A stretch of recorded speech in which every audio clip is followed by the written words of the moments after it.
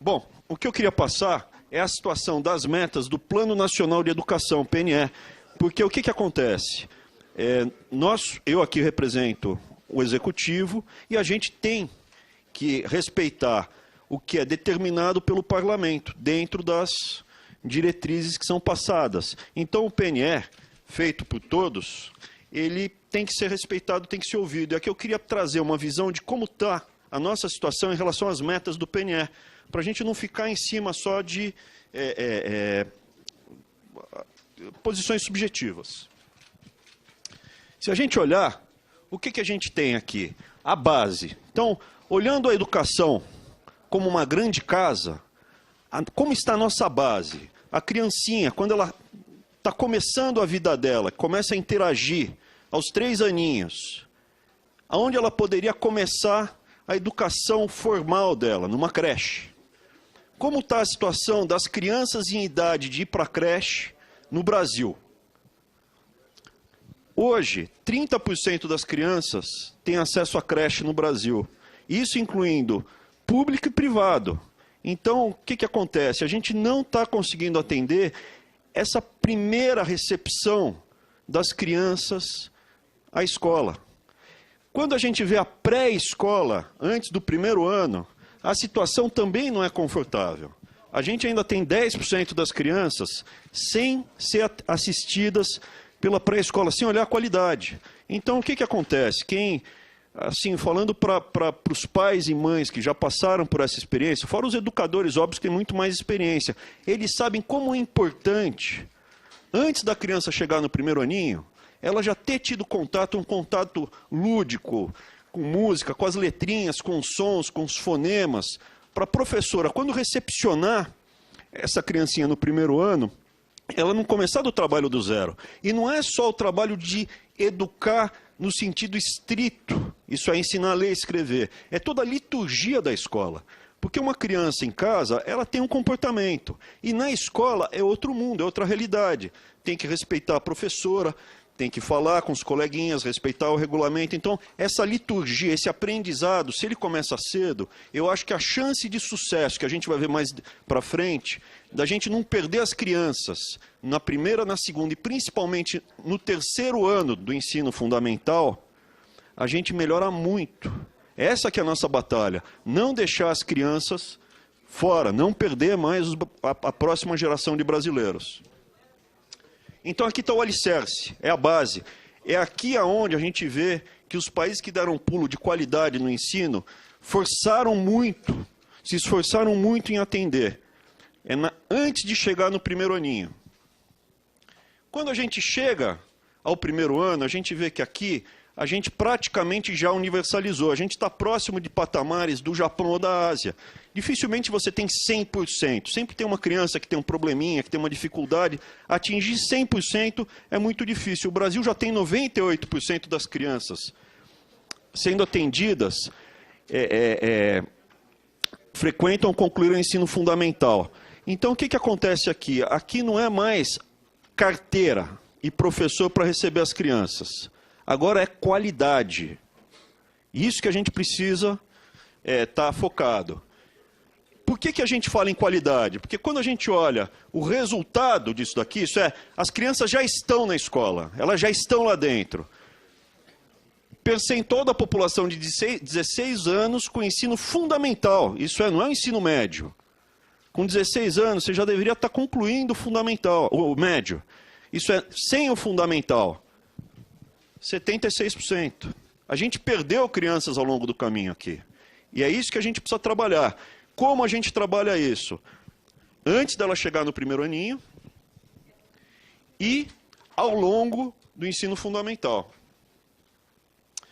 Aqui a gente vai ver aonde estão os momentos que a gente perde as crianças. A primeira onda que a gente vê repetência ou evasão, que é ainda pior, quando a criança simplesmente abandona os estudos, é aqui ao 3º ano. O que acontece?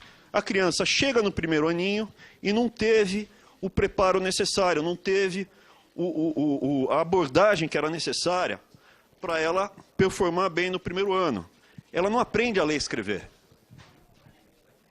Desculpa, gente, só estou enrolando a manga, são hábitos velhos do professor. Oi? Não estou chamando ninguém para briga, inclusive eu não tenho passagem na polícia, entendeu? Sou zeradinho, vocês podem olhar. Vasculharam até 30 anos atrás a minha nota no primeiro ano da faculdade. Vamos lá. Voltando. Então a gente perde as crianças aqui no terceiro ano. Olha como são as coisas. O ensino fundamental mudou. Antigamente eram 8 anos e passou para 9. Então, quando seria o ginásio, né, que é um trauma, isso daí é desde da época dos nossos avós, do exame de admissão ao ginásio. Olha o que acontece. O primeiro ano do que seria o ginásio, de novo, você tem uma evasão grande das nossas crianças. Repetência e evasão. Por quê? Aqui a gente não teve o preparo básico. A criança chegou no terceiro ano e não sabe ler, não acompanha mais. Toma pau, sai da escola. Aqui a criança não teve o preparo para ir para o que seria o antigo ginásio. E olha o que acontece de novo. Quando vai para o ensino médio, a primeira série do ensino médio, de novo, uma grande reprovação.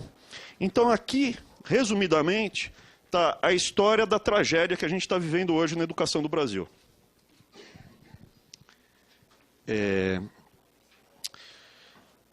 A terceira meta, taxa de insucesso do ensino médio, é maior do que a do fundamental por conta das oportunidades do mercado de trabalho, especialmente entre os mais pobres.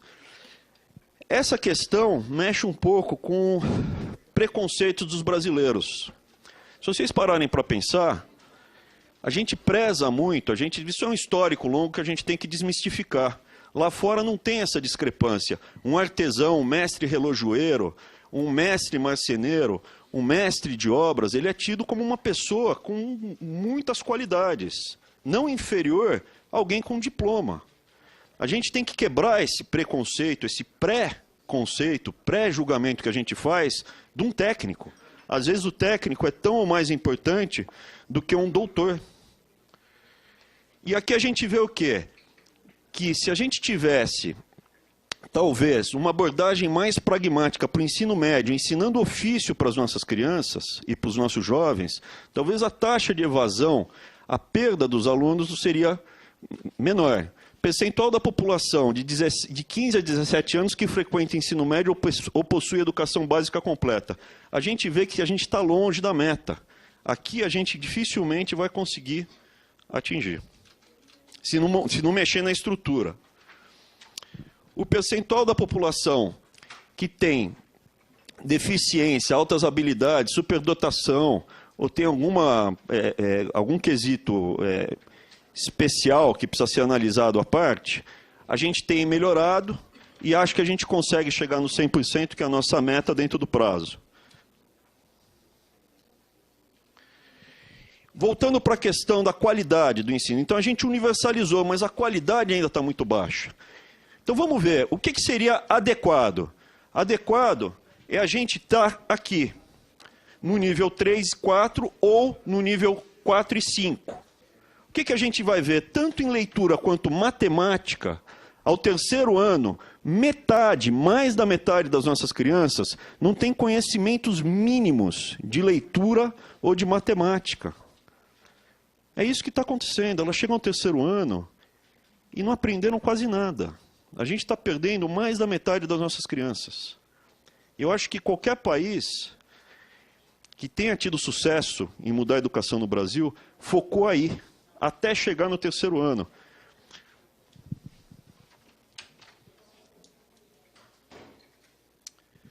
O que propõe a Política Nacional de Alfabetização?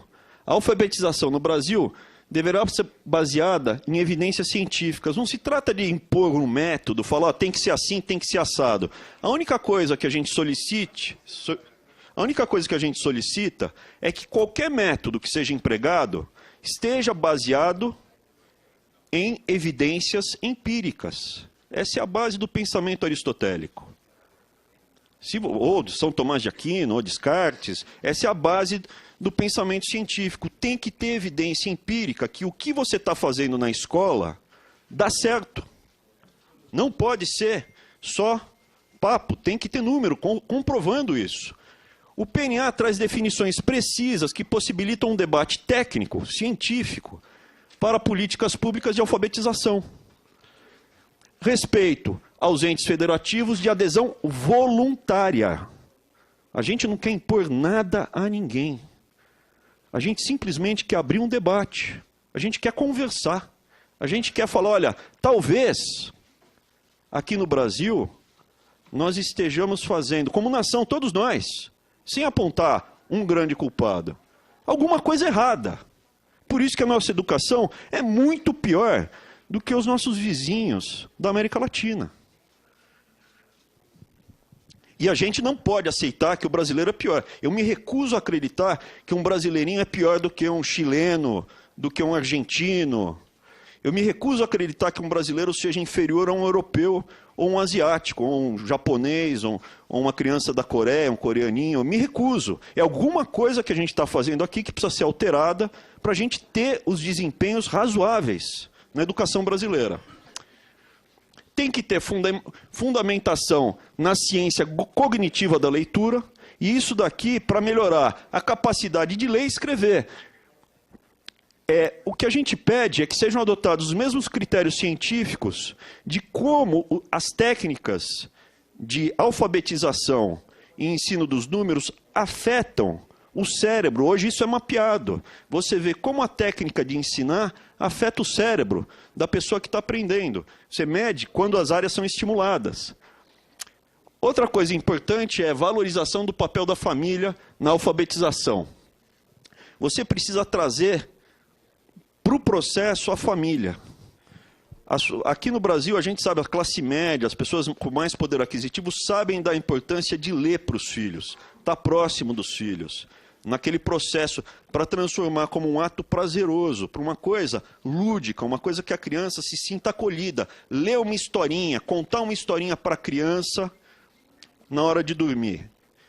Mostrar que o livro é uma coisa bacana, legal para estar junto. Então, esse trabalho, que a gente também tem propostas que vão ser mostradas, eu espero receber o convite mais vezes de vir aqui, senador, é justamente isso, trazer algumas abordagens, e não é tão caro de fazer, trazer algumas abordagens diferentes.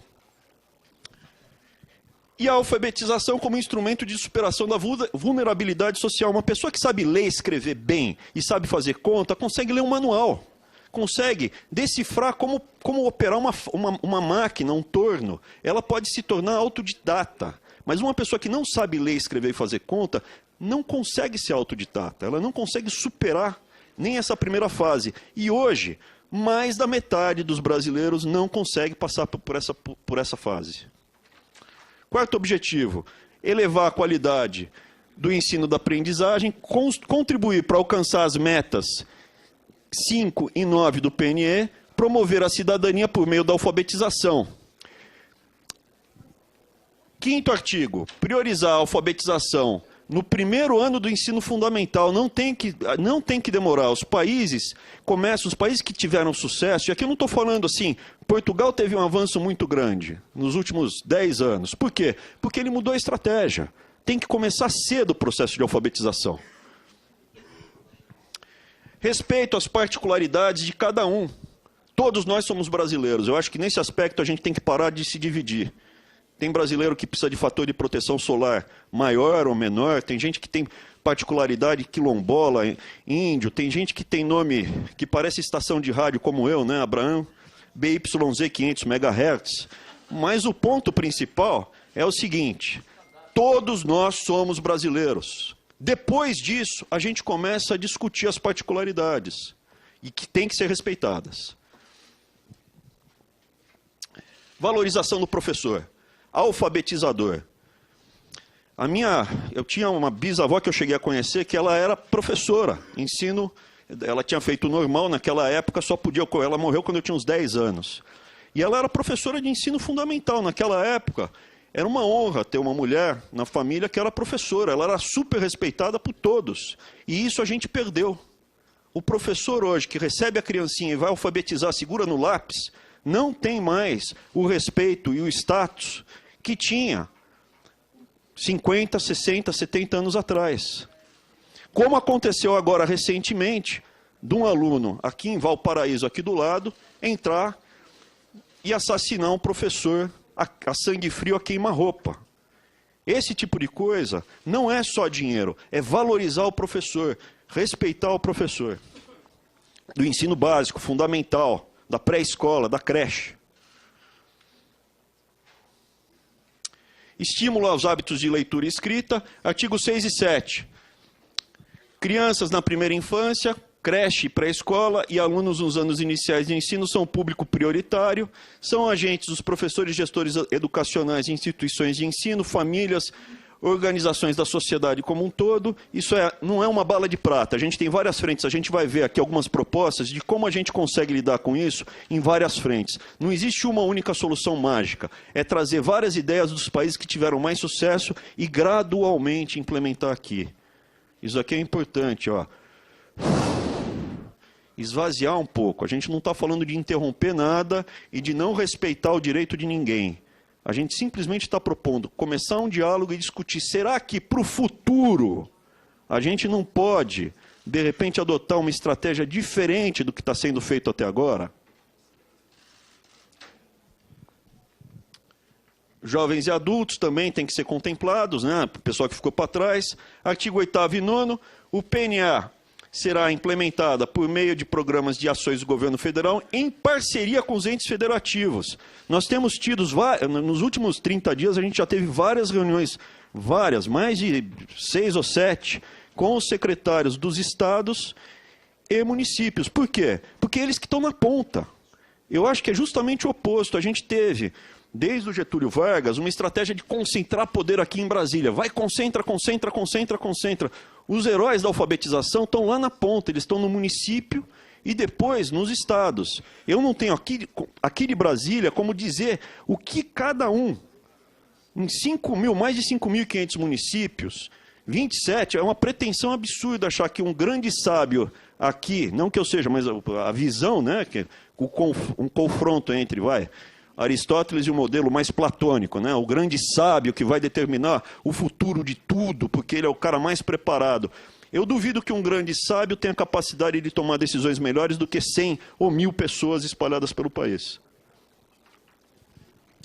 E é mais democrático, você divide o poder, você não concentra o poder. A gente está pedindo justamente isso, ter os estados e municípios como parceiro. Ah, mas está segmentado, mas tem que dessegmentar, porque é o mesmo indivíduo, é a mesma pessoa. Ela entra na escola e ela não quer saber se é município, estado ou governo federal. A criança tem que ser atendida na creche e terminar a fase dela, seja com um aprendizado técnico ou seja universitário, e deveria acabar com esse preconceito que um artesão é pior do que um doutor.